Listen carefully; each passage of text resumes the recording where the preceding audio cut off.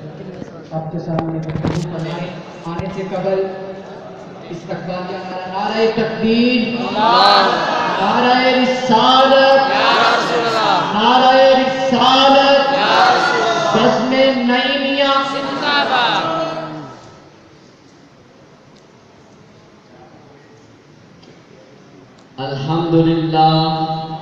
الحمدللہ رب العالمین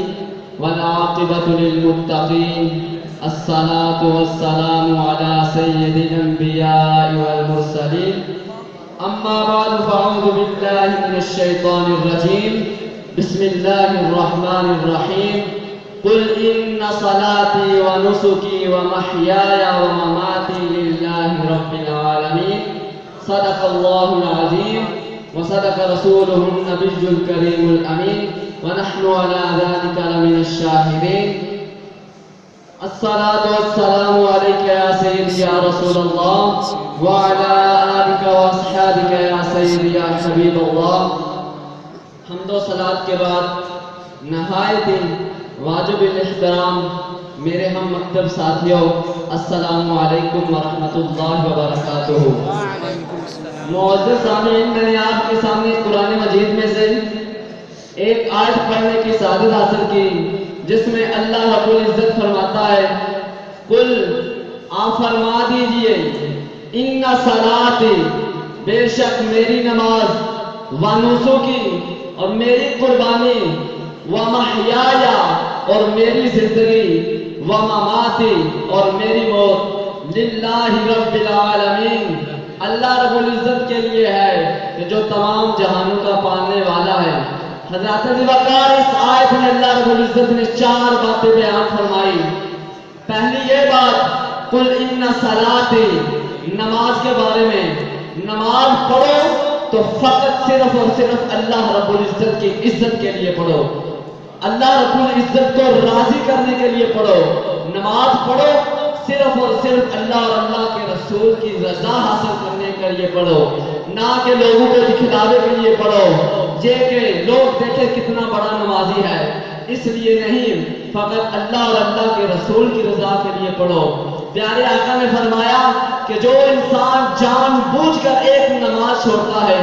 اس کا نام جہنم کے اس دروازے پہ لکھ دیا جاتا ہے جس میں سے اس کا گزر ہوگا۔ تو لہذا میرے ہم مکتب ساتھیوں، نماز کی ایسی فضیلت نبی کریم صلی اللہ علیہ وسلم نے معاذ اللہ کیا ہمیں ڈرانے کے لیے ایسا کہا؟ کیا اللہ تبارک و تعالیٰ قیامت کے دن اپنے محبوب کے اس فرمان کو جھوٹا قرار دے گا؟ نہیں میرے دوستوں، یہ بات ضروری اپنے ذہن کے اندر نشین کرنی ہے کہ نماز صرف اور صرف اللہ اور اللہ کے رسول کی خاطر پڑھنی ہے، نماز اللہ اور اللہ کے رسول کی رضا کے لیے پڑھنی ہے۔ دوسری بات ونوسوں کی اور میری قربانی کرو صرف اور صرف اللہ رب العزت کے لیے کرو، اللہ کی رضا حاصل کرنے کے لیے قربانی کرو۔ جب قربانی کی فضیلت بیان کی گئی کہ جب ایک آدمی قربانی کرتا ہے تو جب قربانی کرتا ہے تو قربانی جب جانور کی جاتی ہے، جب اس کی گردن پہ چھری کو رکھا جاتا ہے،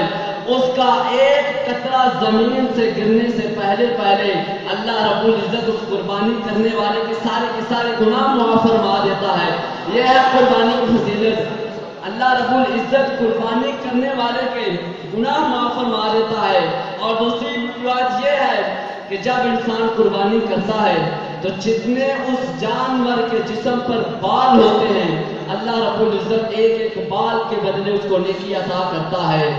اللہ رب العزت ایک بال کے بدلے اسے نیکی عطا کرتا ہے۔ قربانی کی اتنی فضیلت کہ اللہ رب العزت نے مسلمانوں کو قربانی کی فضیلت عطا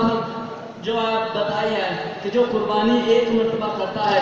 اللہ رب العزت اس کے لیے یہ مقام ہے کہ اس کے سارے گناہوں کو معاف فرما دیتا ہے۔ اور تیسری بات میری زندگی، اگر ہم دنیا میں آئے ہیں تو اللہ رب العزت